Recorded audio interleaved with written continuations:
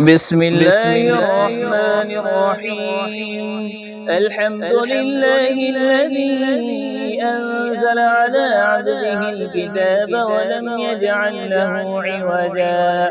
قيما لينذر بأسا شديدا من لدنه ويبشر المؤمنين الذين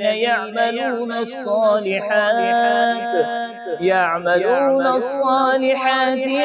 أن لهم أجرا حسنا ماكثين فيه أبدا وينذر الذين قالوا اتخذ الله ولدا ما لهم به من علم ولا لآبائهم كبرت كلمة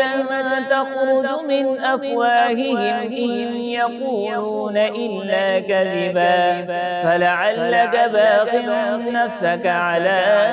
آثارهم إن لم يؤمنوا بهذا الحديث أسفا إنا جعلنا ما على الأرض زينة لها لنبلوهم أيهم أحسن عملا وإنا لجاعلون ما عليها صعيدا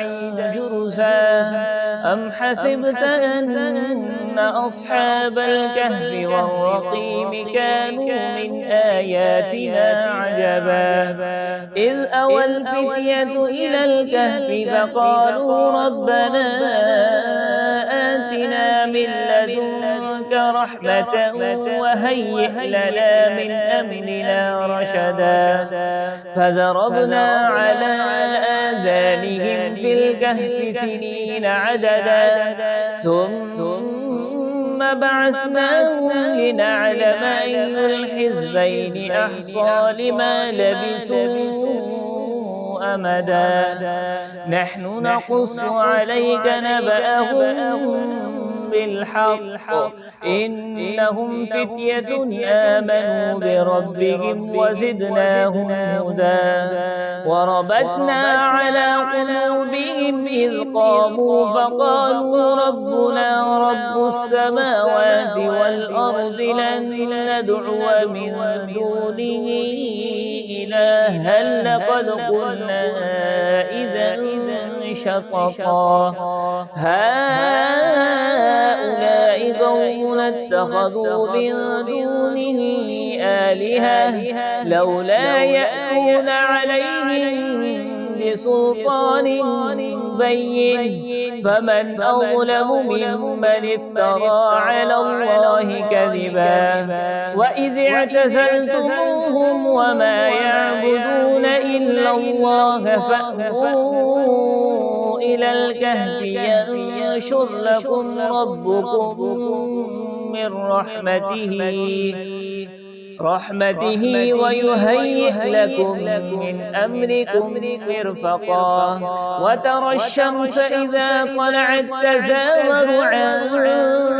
كهفهم ذات اليمين وإذا غربت تقرضهم ذات الشمال وهم في فجوة منه ذلك من آيات الله من يهد الله فهو المهتد ومن يضلل فلن تجد له وليا مرشدا وتحسبهم أيقاظا وهم رقود ونقلبهم ذات اليمين وذات الشمال وكلبهم باسط ذراعيه بالوصيد لو اطلعت عليهم لوليت منهم فرارا ولملئت منهم رعبا وكذلك بعثناهم ليتساءلوا بينهم قال قائل منهم كم لبثتم قالوا لبثنا يوما أو بعض يوم قالوا ربكم أعلم بما لبثتم فابعثوا أحدكم بورقكم هذه إلى المدينة فلينظر أيها أزكى طعاما فليأتكم برزق منه وليتلطف ولا يشعرن بكم أحدا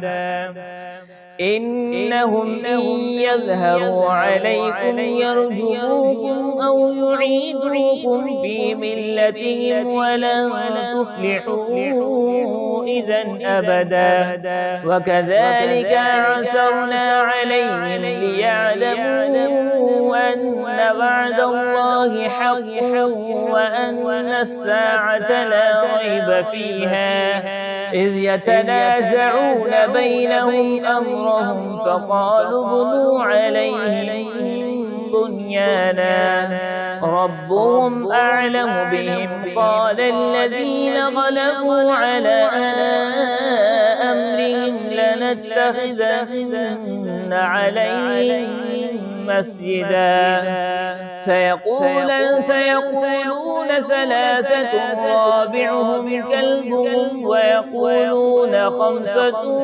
سادسهم كلبهم رجما بالغيب ويقولون سبعة وثامنهم كلبهم قل ربي أعلم بعدتهم ما يعلمهم إلا قليل فلا تمار فيهم إلا مراء ظاهرا ولا تستفت فيهم منهم أحدا